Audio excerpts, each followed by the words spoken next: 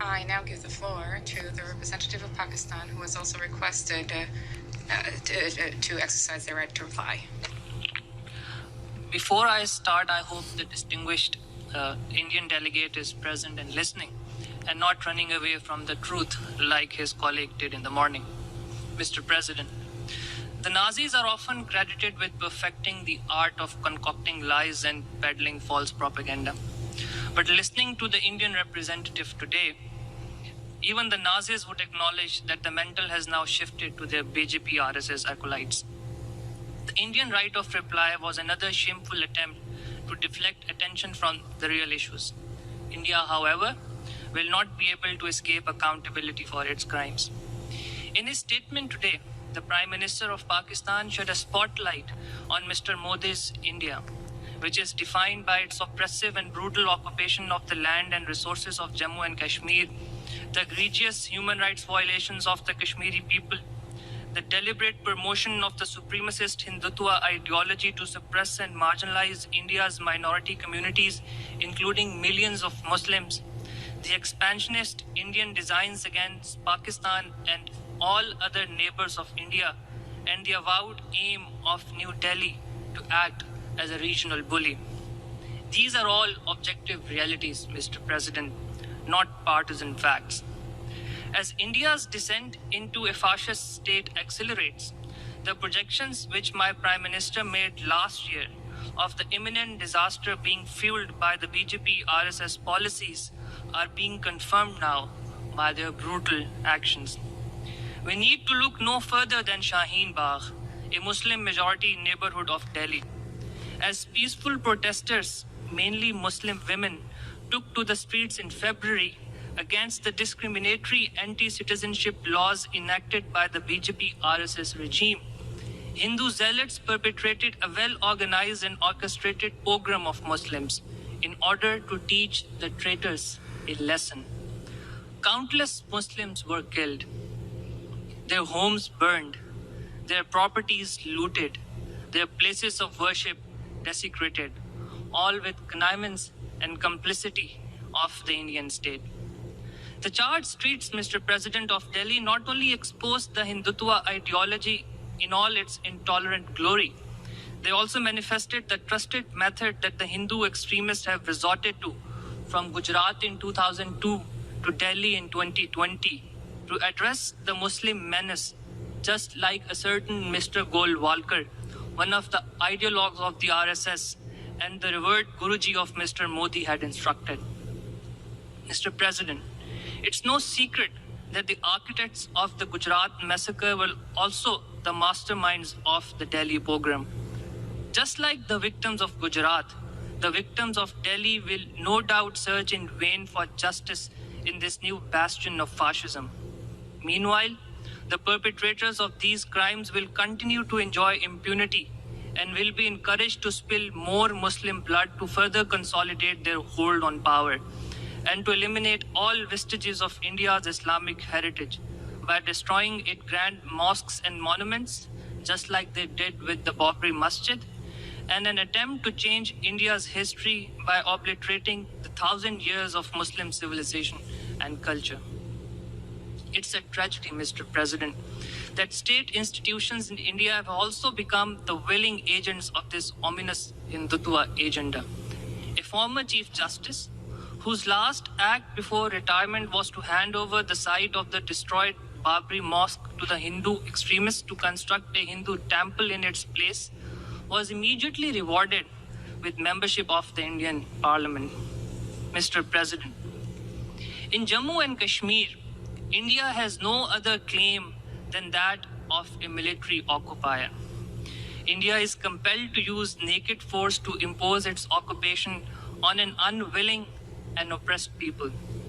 Ask the people of Jammu and Kashmir and they will tell you emphatically, Jammu and Kashmir is not a part of India. It never was and it never will be. The state of Jammu and Kashmir is an internationally recognized disputed territory.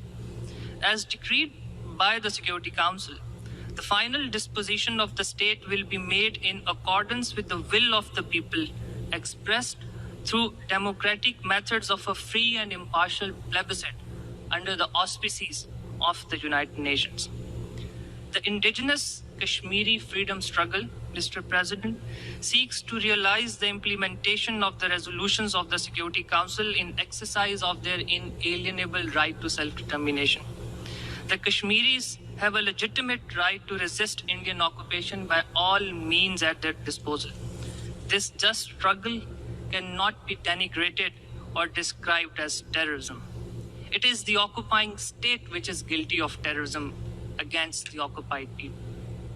Like all oppressors, India continues to believe that it can subdue the legitimate Kashmiri resistance through brute force. In its playbook, the alternative to suppression is even more suppression. But like all colonial oppressors of the past, India will fail in its strategy of occupation and oppression. Kashmir will be free one day. This is not only a lesson of history, it is also an imperative of justice, Mr. President. As Martin Luther King famously said, the arc of the moral universe is long, but it bends towards justice. The Kashmiris are not alone in their just struggle. The people of Pakistan, people of the Islamic world, and indeed all freedom-loving people of the world are with the valiant people of Indian-occupied Jammu and Kashmir. Mr. President, we do concede that India knows a lot about terrorism. It is, to use a popular expression, the mothership of terrorism which holds a patent over state sponsorship of terror. India has used terrorism against each of its neighbors, against its own people, and against the innocent people of Indian-occupied Jammu and Kashmir. India is actively involved in orchestrating, financing, and providing logistical support to terrorist organizations like TTP and JUA to target Pakistan from across borders. It has hired and organized criminal groups located across our western border to conduct terrorist attacks in Pakistan, especially to disrupt the development of the western and southern regions of my country. Commander Kulbhushan Yadav, an Indian intelligence agent captured by Pakistan, has confessed that he was organizing and supporting these criminal groups to perpetrate terrorism in Pakistan. Pakistan and our entire region faces Hindutva terrorism as well, Mr. President.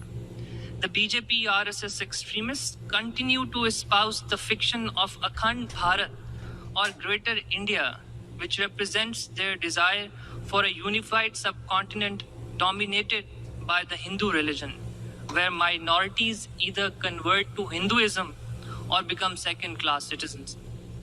And Mr. President, the Indian government is also responsible for the worst form of state terrorism against the oppressed people of illegally occupied Jammu and Kashmir.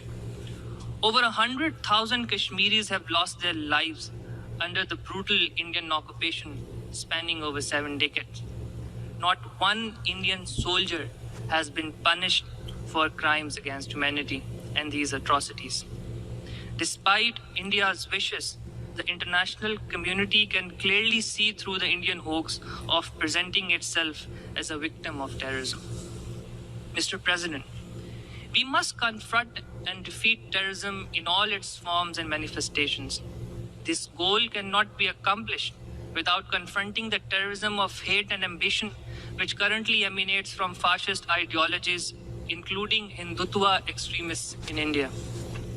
Instead of tilting at windmills, India would be better served to put its own house in order and to strive for regional peace based on equality and mutual respect and a peaceful settlement of disputes. I thank you, Mr.